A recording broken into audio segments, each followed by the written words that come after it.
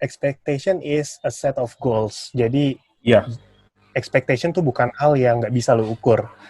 So you made a point, really right point buat gua juga. Jangan membuat ekspektasi itu yang seperti mimpi gitu ya.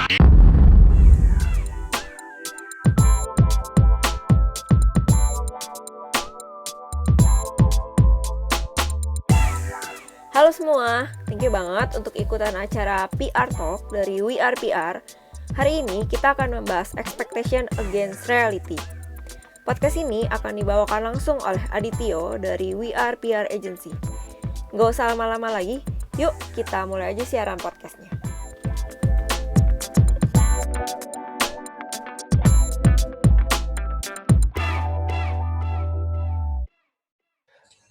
Hello YouTube, hello podcast, hello Instagram.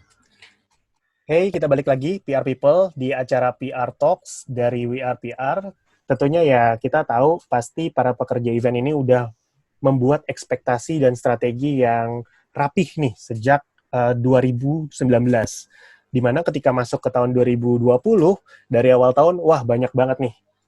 Banyak banget kejadian-kejadian yang bikin kita agak ngelus-ngelus dada gitu ya. Ada banjir di awal tahun, terus ada pandemi COVID sekarang, yang akhirnya kita sudah work from home selama 3 bulan. Nah, di acara PR Talks edisi hari ini, gue ngundang teman gue dari salah satu penyelenggara event, Xperia. Ini sangat terkenal, sudah banyak juga proyeknya, dan juga teman gue ini sudah gue kenal sejak lama, dan dia berkecimpung di industri event sudah banyak sekali.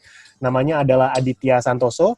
Aditya Santoso, kalau misalkan boleh gue ceritain dikit kenapa gue ngundang dia, karena selain ini teman dekat gue, tapi Adit ini memang sudah memiliki pengalaman yang cukup banyak di berbagai industri, khususnya untuk industri commodity lifestyle, brand, baik di event terkait dengan pop culture, di event terkait dengan otomotif, ada beberapa event halal yang unik ya, dan juga dangerous event seperti artillery event. Jadi bakal banyak cerita yang akan disampaikan sama Adit terkait dengan expectation against reality yang dia hadapi selama menjalani event-event di beberapa brand event yang dia buat. So, Adit, halo. Halo. Halo, suara kedengeran ya? Kedengeran, oke. Oke, PR People, terima kasih. Yes, gue udah lumayan lama di MICE Industry. Kita sebutnya MICE, Meeting, Incentive, Conference, dan Exhibition. Yeah.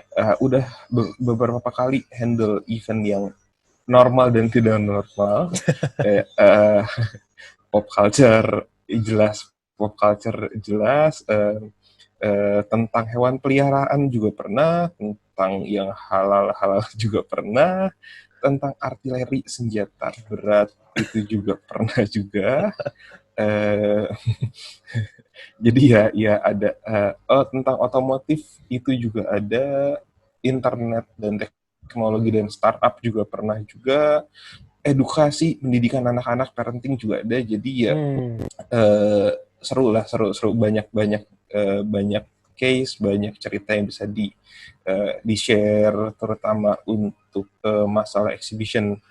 Kayak karena untuk di Indonesia I.O. dan P.O. masih blur, orang masih gak ngerti bedanya di mana I.O. dan P.O. Semua orang nyebutnya I.O. event organizer, yang sedangkan sebenarnya itu pendekatannya beda. P.O. itu professional exhibition organizer, jadi kita bikin pameran sendiri, dapat uangnya adalah kita jual sewa tempat, sewa lahan. Sedangkan I.O. adalah event organizer yang dimana pendekatannya mereka ikutan lelang, ikutan tender, ikut pitching, ngerjain. Jadi kalau dianalogikan adalah saat kita P.O. bikin satu exhibition, kita butuh orang buat handle opening ceremony, itu akan dikerjakan oleh I.O. Gitu. Jadi I.O. yang akan handle opening ceremony di exhibition. Yeah. Seperti itu. Memang industri ini unik banget teman-teman. Jadi gue udah berkecimpung di industri ini udah sejak lama, udah lebih dari 5 tahun. Bahkan awal karir sebenarnya gue ada di industri event, cuman skalanya kecil aja, skala open booth lah, open table, karena gue megang sebuah brand. Tapi lama-kelamaan gue kerja berkecimpung di dunia organizer dan akhirnya lebih besar lagi, menghandle satu event yang dengan skala hall besar, bahkan ada brand eventnya. MICE, Meeting, Incentive, Ceremonial, and Exhibition. And event, ini industri yang besar banget. Ya. Kembali lagi ke topik, supaya nanti bisa di-share ke teman-teman. Kalau boleh tahu, Dit, dari pengalaman yang lu alamin kan sudah panjang banget. Menurut lu, ekspektasi itu apa? Oke, ekspektasi itu adalah mission kita atau target kita, goals kita terhadap satu hal yang sedang kita kerjakan. Contoh, misalkan bikin satu pameran pop culture, kita punya ekspektasi datengin datengin visitor 30.000 orang. Kita bikin pameran tentang hewan peliharaan, kita punya ekspektasi 60.000 orang gitu untuk kita datengin. Nah, tapi ekspektasi yang kita buat harus sesuai dengan realita di depan kita. Jadi misalkan kita nggak bisa punya ekspektasi datangnya 30.000 orang, sementara nanti kita bikin acaranya di bagian Jakarta, venue-nya yang nggak terkenal, dengan kapasitasnya juga nggak nyampe segitu, tanggalnya juga di tanggal pertengahan bulan, yang jelas itu tidak sangat menarik. Kontennya juga nggak jelas, siapa yang datang, jam bukanya juga nggak tahu di mana, event partnernya siapa nggak tahu, promosinya nggak jelas, harga tiketnya berapa, apa barangnya dijual. Kita nggak bisa bikin expectation segitu, sementara realitinya nggak seperti itu juga. Nah, jadi expectation harus dibuat berdasarkan reality yang kita tahu. Oke, so sebenarnya lu made a good point di sini, karena gue bisa melihat kalau ekspektasi itu adalah sesuatu yang bisa diukur. Ada skalanya dan ada goal points-nya. Percuma bikin ekspektasi setinggi mungkin, tapi ujung-ujungnya nggak bisa diukur, dan itu cuma bakal jadi mimpi yang mungkin realitanya nggak mungkin lu capai gitu ya, karena nggak bisa lu hasilkan. Tapi ekspektasi yang baik adalah ketika lu menyusun satu strategi atau tujuan, lu menyusun satu goals, satu tujuan di mana untuk mencapai goals ini ada skalanya yang harus lu capai. Ketika lu bikin eventnya tentang otomotif katakanlah, ayo kita bikin, event ini kita expect untuk areanya di mana, untuk teman-teman di wilayah Jakarta misalkan. Setelah kita dapat areanya, kita expect akan berjalan di tanggal berapa, which is tanggal-tanggal orang pada saat beli mobil atau ada pergantian, siklus pergantian di situ, apakah setelah THR, akhir tahun, gitu ya. Terus captive audiensnya seperti apa, captive marketnya seperti apa. Lalu di situ baru bisa disusun berapa banyak brand yang bisa masuk, apakah ini untuk middle class, lower class, atau top class, seperti itu. So, jadi ekspektasi adalah sesuatu yang bisa diukur dan ada poin-poin goals-nya yang harus lu capai. Begitu ya, Dit? Betul sekali. Karena itu terkait lagi dengan realitinya, ya reality yang selalu ada di belakang expectation itu. Saat contoh ada beberapa event yang gue bikin, ada satu, kita ikut asosiasi namanya Asprapi, Asosiasi Perusahaan Pameran Indonesia, yang melarang event-event berdekatan. Jadi kayak misalkan di JCC udah ada satu event A, gue nggak boleh event A di bulan Januari gitu, gue nggak boleh bikin dekat-dekat Januari. Nah, sedangkan waktu itu adalah expectation yang gue bikin adalah saat gue bisa satu event, temanya sama dengan event yang A, tapi ternyata di Jakarta pemainnya udah ada 4. Pemainnya 4, dan ya mau nggak mau harus pindah ke daerah, let's say pindah waktu itu mau ke ICE. Pindah ke ICE, expectation-nya tetap kita mau tinggi, tapi realitinya adalah pada waktu itu transportasi ke ICE masih belum terlalu ramai, dan ya kita nggak bisa bikin set expectation ke visitornya harus 20.000 orang. Ini event B2C by the way, kita nggak bisa bikin expectation gitu, karena kita mikir lagi, saat kita ngeset 20.000 orang, kita mesti ngelihat waktu yang dibutuhkan, berapa lama jeda kita dari bikin konsep sampai ke pameran itu jadi. Kita harus mikirin nanti proses perizinan lah, kita harus bikin proses dealing sama sponsor, kita harus pikirin proses operational dan lain-lain. Jadi ya begitulah si expectation versus reality ini. Tapi yang paling penting adalah yang lu udah highlight tadi yang sangat useful buat teman-teman PR people. Expectation is a set of goals. Jadi expectation tuh bukan hal yang nggak bisa lu ukur. So you made a point, really right point buat gua juga.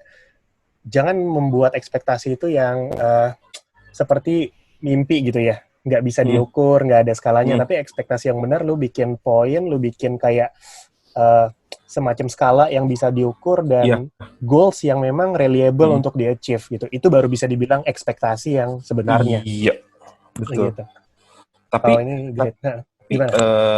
Di beberapa event sebelumnya, kayak waktu bikin Comic-Con pertama kali, dan bikin Comic-Con pertama kali, yang pertama kali di Jakarta, kita beneran yang setelah di Jakarta udah ada popcorn, udah ada Battle of Toys, udah ada saudara-saudara kita yang lain, terus kita tiba-tiba bikin Indonesia Comic-Con.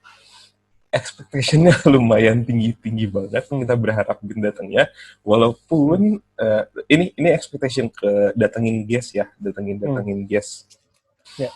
Karena kita merasa saat Indonesia Comic Con kita harus bikin satu anchor, satu konten yang orang lain nggak punya, so expectation kita lumayan tinggi dan kita ngejarnya lumayan susah juga.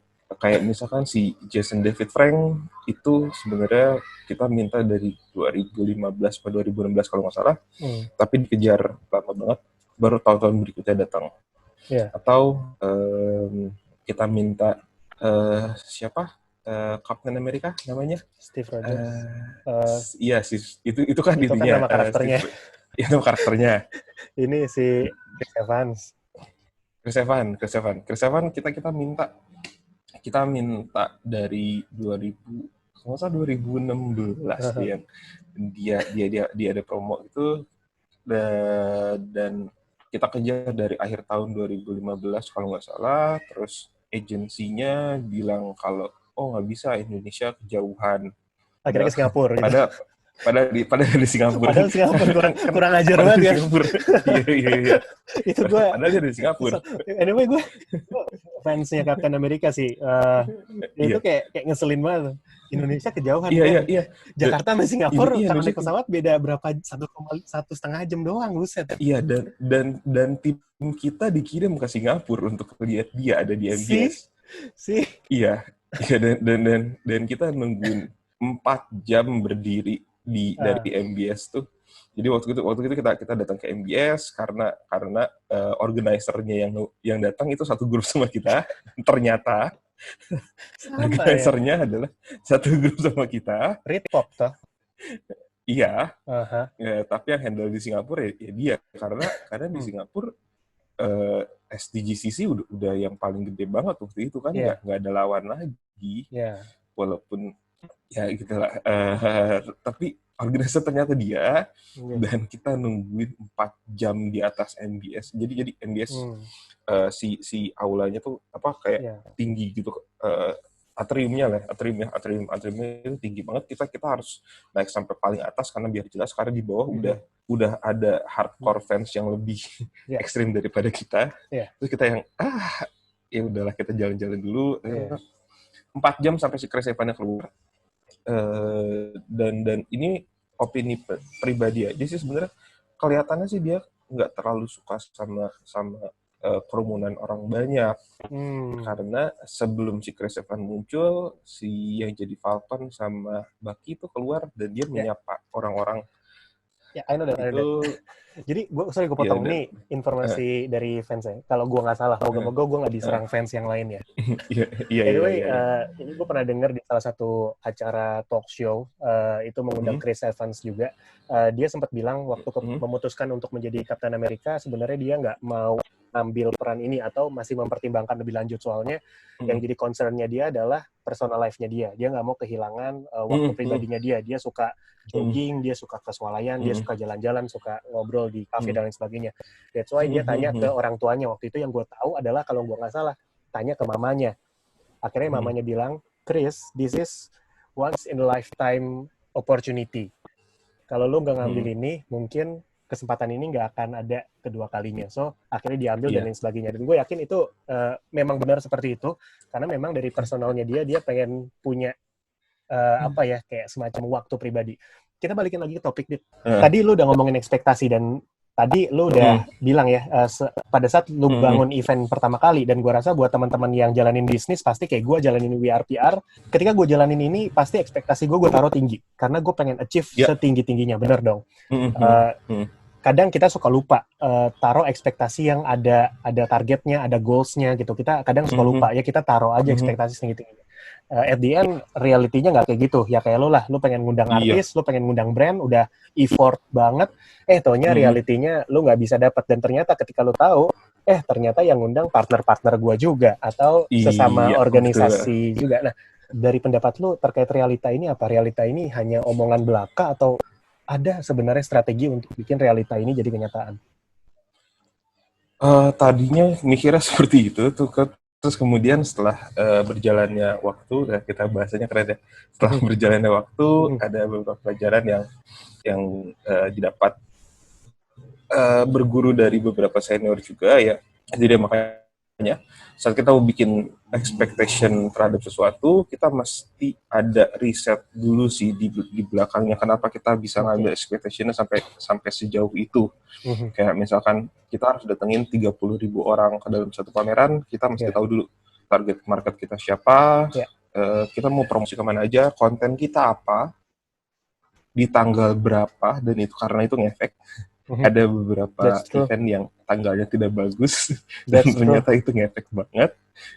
Tempatnya di mana, jam berapa. Jadi setelah sekarang sih saat kita mau bikin expectation, gue sih udah mikir ke belakang kayak satu expectation, bikin satu pameran di Jakarta, tempatnya misalkan di JCC, tanggal sekian, bulan sekian, itu gue akan langsung riset ke belakang, ada apa di situ, ada event lain nggak yang sejenis di situ, ya dibikin beberapa poin dan filtering kalau sekarang ya setelah tahu, karena kalau nggak begitu expectation-nya ya pasti nggak bakal bisa bagus terus, terutama untuk bisnis itu nggak bagus banget saat kita udah bikin expectation tinggi tapi ternyata kita nggak achieve. Mungkin ada satu quotes yang bagus banget waktu itu gue pernah lihat, pernah baca, sometimes we win, sometimes we learn. Sometimes we win, sometimes we learn. Iya. Back to si Chris Evans things ini, saat kita udah effort segitu banyak, akhirnya kita tahu kalau ya nggak bagus juga ternyata kalau kita implementasikan dia. Kalau misalkan kita jadinya dapat, ya mungkin nggak akan bagus juga untuk show kita, karena saat kita udah bawa satu superstar datang ke event itu kan pasti akan dieksploitasi lumayan banyak. I know that. Gue tahu tuh bisnis talent begini, gila. Untuk revenue stream mulai dari meet and greet jelas, tapi meet and greet-nya kan bisa kita bikin beberapa jenis. Belum ada signing, belum ada foto, signing, foto, merchandise, dinner, hangout, bikin produk bareng misalkan. Ya, let's say kalau misalkan jadi ICC Comic Con X Chris Evans. Walaupun yang di highlight Chris Evans ya bukan Captain America-nya, tapi ya siapa yang nggak tahu Chris Evans? Kayak gitu sih. Ini sama kayak yang happening lagi sekarang kan, si Tokopedia dan BTS tuh. Oh iya. Shopee dan Cristiano Ronaldo. Tapi kan kalau di dunia marketing dia bilangnya kayak semacam brand ambassador-nya lah. Ya mirip-mirip kayak gitu sih. Cuma kalau mereka e-commerce kan memang untuk jangka panjang, jadi dia nggak se-heavy. Ya kalau dilihat mungkin sebenarnya dia heavy, tapi untuk dikeluarkannya nggak se-heavy kalau event, kalau exhibition. Kalau exhibition kan karena memang waktunya mepet, kita nggak bisa waktu panjang-panjang. Bisa sih sebenarnya setelah pameran kita masih punya produk eksklusif yang kita keluarkan. Jadi tetap ada engagement di situ. Ya, misalkan let's say konsepnya tadi kayak si Comic Con dengan Chris Evans, pas sebelum event dan pas event kita bikin expectation-nya orang pada datang beli beli untuk merchandise-nya, untuk meet and greet ya, tapi kan pasti ada expectation kita misalkan 1.000 orang yang datang yang beli, tapi ternyata cuma 700. Nah, sisanya set goals untuk 1.000, berarti 300-nya kita harus cari di pas event kita bisa keluarin satu produk nggak dijual pas event, tapi kita sebenarnya udah punya itu, dan orang pasti ngincer lagi, dan mungkin bisa lebih dari 300 yang target kita 1.000 bisa jadi 1.200 mungkin. Ya, memang yang unik dari industri exhibition ini kan kita bisa tahu ini kan entertainment industry ya. Beda kalau kayak misalkan sebuah brand itu nafasnya panjang banget ketika dia deal dengan satu aktor atau aktris, public figure, mereka bisa pakai ini kayak over the year gitu. Nafasnya setahun. Iya. Gue bayar berapa miliar, berapa ratus juta, nafasnya setahun gitu. Atau mungkin ada yang pakai 2 tahun.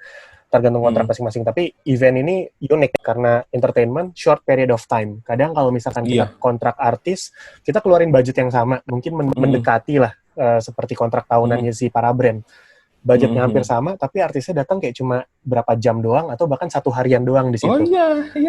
That's why makanya si para organizer ini, para penyelenggara event, apalagi yang punya event, mereka mungkin kind of exploitation, tapi sebenarnya bahasanya halusnya bukan exploitation, tapi lebih kayak meningkatkan revenue stream dari tokoh yang mereka buat gitu ya. Tokoh yang mereka invite. Jadi udah ada tokohnya, revenue stream dari mana aja yang bisa gue lakukan supaya menghidupi event gue. So, balik lagi ke pertanyaan tadi, is it reality adalah sesuatu yang achievable atau hanya kutipan belaka? Ternyata sebenarnya reality itu bukan kutipan belaka. Reality adalah ya realitas gitu ya. Ketika lu pengen achieve reality, tentunya lu nggak bisa dengan effort yang biasa-biasa aja. Lu harus mengeluarkan effort yang lebih. Dan kembali lagi, reality itu sesuatu yang nggak bisa lu kontrol secara 100%. Betul. Lu bisa kontrol reality dengan berbagai effort lu, dengan berbagai strategi dan lain sebagainya, tapi apakah lu bisa kontrol 100%? Ini enggak. Pasti ada force major, gitu ya. Ada force major, ada hal-hal lain. Dan ketika lu nggak bisa kontrol ini 100%, so quickly adapt. Benar-benar cepat untuk beradaptasi supaya yang tadi Adit bilang, ternyata ketika kita nggak bisa berbuat banyak di event pada saat kegiatan kita berlangsung, apa yang kita bisa lakukan untuk membuat turnover dari situ, agar nggak ada loss, gitu ya. Kita tetap at least profit. Gimana caranya lu lihat post activity yang bisa lu lakukan. Atau aktivitas apa yang bisa lu lakukan untuk menjadi suplementari dari aktivitas yang sekarang sudah berjalan gitu. Jadi effort dan pengalaman. Effort dan pengalaman, that's good. Dit, terkait dengan expectation dan juga reality. Gimana akhirnya cara memanage ekspektasi lo? Sehingga akhirnya ya udah event gue tetap jalan tapi nggak sesuai dengan yang gue planning di awal. Oke, another story dari yang udah gue jalanin. So satu hari gue handle satu klien untuk Indo Defense. Oh, ini pameran artillery ya? Iya, artillery. Artillery, gokil. Ini perusahaan helikopter dan rudal dari Italia. Oh gitu, tapi di Indonesia? Ikut pameran di Indonesia. Tapi perusahaan sendiri di Italia, di Indonesia cuma ada representatifnya aja. Oke, so Indo Defense. Gitu. Indo Defense. So, kebetulan saat itu gue jadi kita dapat proyek untuk stand buildingnya dia yang baru ketahuan setelah kita deal, dikirimin gambar kerja, dikasih ekspektasi dia segitu tingginya, tapi kasih data ke kitanya nggak begitu bagus, nggak ada measurement, ukuran gambar kerjanya nggak lengkap. Terus kemudian banyak bentuk-bentuk ajaib lah yang mau mereka bikin. So dan akhirnya diketahui bahwa mereka pengen bikin satu tower tingginya 7 meter karena mereka perusahaan helikopter, jadi mereka pengen taruh mock up helikopter setinggi 7 meter di hall itu. Wow. Dan dan nggak semua vendor kontraktor kita punya workshop yang bisa bikin si tower 7 meter ini. So mau nggak mau akhirnya kita pecah. Akhirnya setelah berunding kita pecah, kita bikin beberapa part, kita rakitnya di luar, kita foto, kita kirim fotonya kalau kita bisa bikin. Oke. Itu masalah expectation versus reality yang pas sebelum event. Yang rame adalah pas kita mau opening. Jadi kontraktor kita pakai laminate. Kita bikin laminate adalah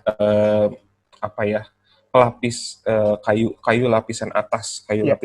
Saat satu tersebut kayu lapisan atas, kita beli 1 lembar, kita pecah jadi 7, satu warna merah marun. Saat kita pasang, besoknya mau opening, udah 7-7-nya beda warna. Wah, lembab ya?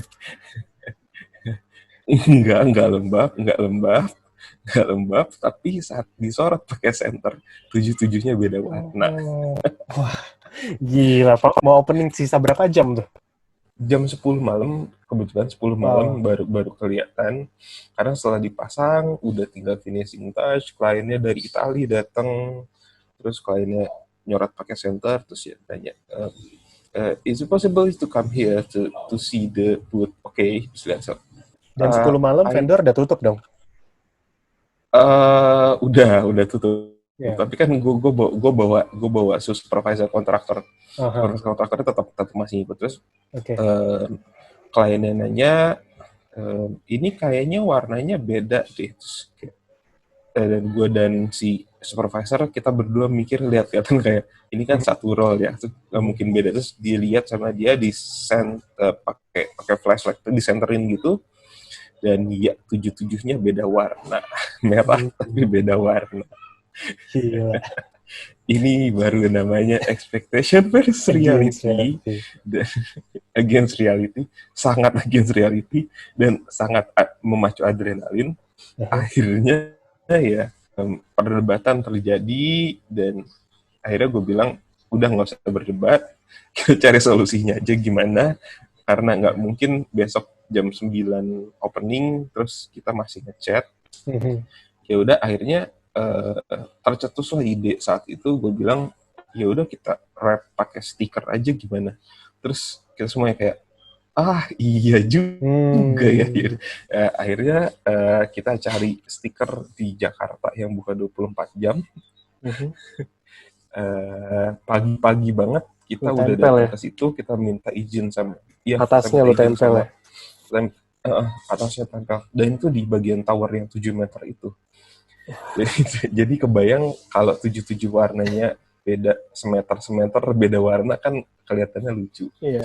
Jadi ya udah pagi-pagi kita minta izin duluan sama organizer, kita masuk, kita pasang. Alhamdulillahnya selamat pas opening. Interesting. Nah ini benar-benar against reality banget. Tapi yang gue sangat against reality. Yeah, yang bisa gue pelajarin di sini adalah how to manage expectation ketika memang ada something bad happens gitu ya. Pastilah apapun yang kita buat gitu pasti ada some shit happens lah, apapun itu. Kayak tadi nih sebelum podcast ini mulai tiba-tiba salah satu handphone yang kita gunakan untuk live Instagram suddenly dead gitu ya. Suddenly kita nggak bisa live Instagram di handphone tersebut. Sementara kita punya kanal 2, WeRPR Network dan WeRPR Community. And kita pengen live di 2 platform itu. Akhirnya ya udah gue punya stok iPhone lagi 1, akhirnya gue pakai gitu. So menggunakan backup plan, which is iPhone yang harusnya gue gunakan untuk selama di sini nih, gue maintain Q&A dan lain sebagainya. Tapi ya balik lagi, apapun acaranya, apapun kegiatan yang lo lakukan, some shit pasti happen gitu ya. Dan gimana manage expectation itu penting. Tadi yang gue pelajarin dan gue syukurin sebenarnya ketika momen itu terjadi, orang Italia itu datang sehari sebelumnya, nggak terlalu malam, nggak terlalu nggak terlalu malam, nggak terlalu Pagi pagi gitu ya, nggak mepet. Iya, At least dia datang untuk memberikan review, memberikan discuss gitu ya. Ada komunikasi di sana. Itu sebenarnya how to manage expectation sebenarnya simple untuk terus komunikasi dengan siapa lawan bicara lo. Jadi ekspektasi yang kita omongin di sini terjadi bukan hanya ekspektasi dari dalam diri sendiri. Jadi ekspektasi itu ada dua. Ketika gue ngomongin ekspektasi berarti bukan cuma ekspektasi gue mesti mikirin ekspektasi orang lain. Ketika gue ngomong sama Adit, gue ekspektasi podcast ini seperti apa gitu jadinya. Tapi gue juga mesti ngerti, oh menurut Adit ekspektasinya seperti ini. Jadi ya kita ada penyesuaian di situ. Bersyukur ketika partner lu dari Italia itu datang nyampe jam 10 malam dan akhirnya ngecek semuanya. So ada komunikasi, terjadinya kesalahan di sana. Kesalahan produksi atau apapun itulah, itu hal yang harus disyukuri, dan tindakan yang tepat adalah terus berdiskusi, bukannya salah-salahan tapi memberikan solusi pemecahan masalah yang bisa dikerjakan sesegera mungkin, secepat mungkin, sehingga nggak terjadi kendala yang lebih besar lagi. Gitu ya. Betul. Jadi itu memang salah satu cara memanage expectation untuk tetap communicate, dan yang paling penting adalah siapapun lu ketika lu menghandle satu brand atau menghandle satu klien dan ini nggak works, ini nggak berhasil, don't judge yourself badly, harshly gitu ya. Jangan judge diri kalian gagal, salah, itu udah merusak banget gitu. Ketika kalian menghandle sesuatu, itu merusak mood parah itu.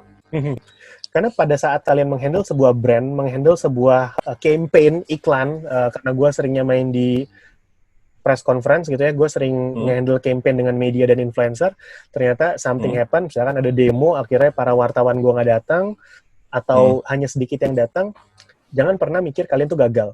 Dalam kehidupan itu kayak 99% smooth, 1%-nya tuh pasti ada aja masalah.